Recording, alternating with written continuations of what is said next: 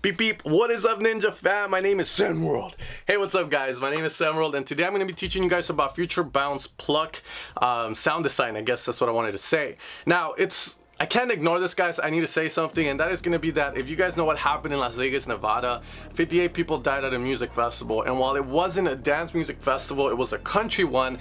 I still think that it entitles us as a community, as people, because I know a lot of you guys want to make dance music because you guys want to be performers, you guys want to perform the music live, and it's kind of sad to see this because now it brings up the possibility of other people trying to copy what this guy did. You know, it's the worst shooting, I guess, in the United States history with 58 people dead, 400 people injured. If you guys want me to make a video on this and talk about it, let me know, guys. But I know I have some fans out here, you know, out there from Las Vegas, so I hope that you guys are all good.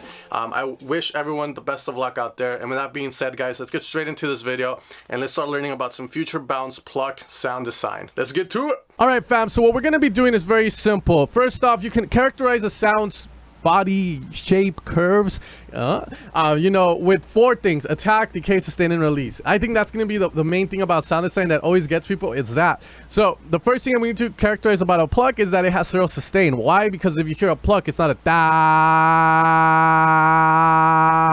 Oh, yeah. Okay, so that's the first thing. It's not going to stick around that long. The next thing is that the attack on a pluck is usually going to be set to 0.00 because there's no kind of like to a pluck. It's like that. You know, it's not if you hear a sound and it has like a or like a then that means there's some sort of attack, and how long you want that increase to happen till you reach the full volume is going to be your attack. So for that, 0.0, very simple. Decay is going to decide how long it sticks around when you have the note held. So you can have it at 2.33, you can make it 5. It's going to sound like a lead that's kind of decreasing in volume. But for pluck, usually we're going to have it very small, like around there. Now the last setting here is the release, and now this is cool because if you want to make sort of like synths or plucks that sound very majestic, you would have like a very kind of semi-high decay and then a huge release. And you can make bells, I guess, you know, with that kind of thing, but we're not going for that. We're going for just a very standard pluck, and we're going to make this future bounce.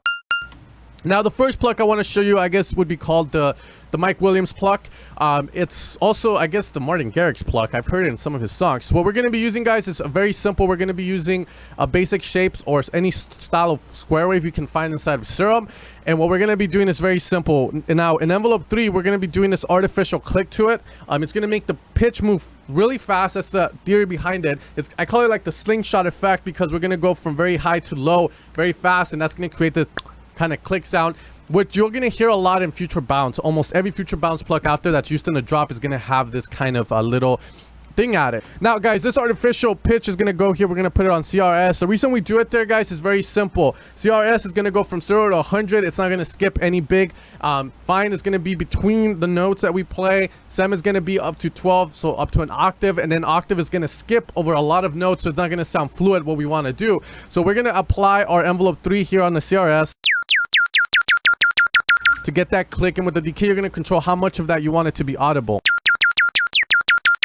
So when you're hearing a sound you want to kind of copy, or when you're hearing a sound that you kind of want to make something like it and you want that punch, make sure to pay attention to that. You know, at lower octave, that's how it's going to sound like. Very simple, right, so far. Now the next thing is going to be, you know, very simple. We're going to apply a filter here, and we're going to use envelope 1 or envelope 2 to, you know, fine tune it. I'm just going to go with envelope 1 because that's the way I want the filter to work. Okay, and then if we play higher octave. Okay, from here we're gonna apply just very standard reverb.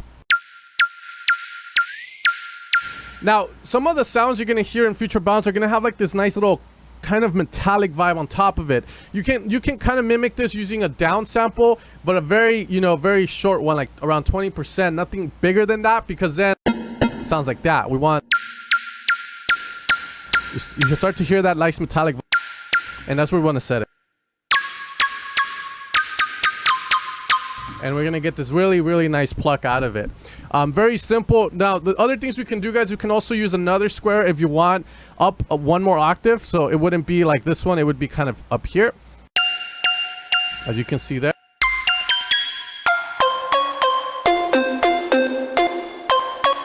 But it's going to give you a different vibe for sure. Now, a cool thing we can do is also increase the unison on this with a bit of detunement. and you start to get those kind of sounds there. I'm not a big fan of it, however, so I'm not going to use this, but here we have the very standard pluck.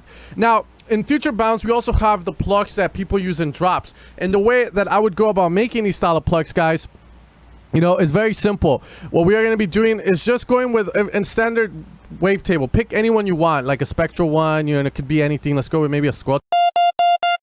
We're going to shape the sound like we just did for the pluck, and you're going to be able to do this, you know, like pretty straightforward eventually. There we go. And we are also going to use that artificial click really fast and drop it on the CRS. Alt-Shift click makes it one directional. Filter, and you know, you can use this to shape the filter. Increase decay if you want. And there we are. Now, you know, this could be kind of used in a drop. You can apply a bit of distortion to that, to a harmonic. You know, and you can put the mono legato on if you want it with the always on, so that you can get those kind of vibes out of it. Let's not go too crazy with that. Now, in order to take this to the next level, what I like to do, and what I like to tell my students to do is, yeah, you can go with that, but you can also use another wavetable to kind of affect this one by doing FM synthesis or frequency modulation synthesis. So what we're going to be doing is just picking any random wavetable you can find. We're going to lower the level on this, so this is just going to influence this one, FM from B here, and then we start to get, you know, a different vibe out of it. There we go. Let's add a bit of reverb.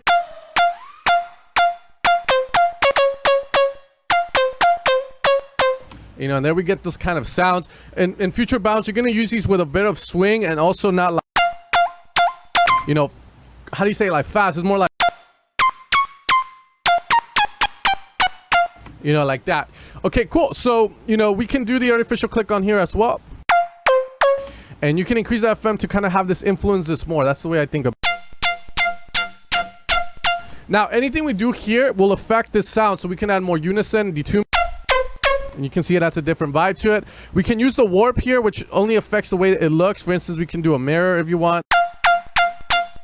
See if that affects anything. We can also increase it up in octave.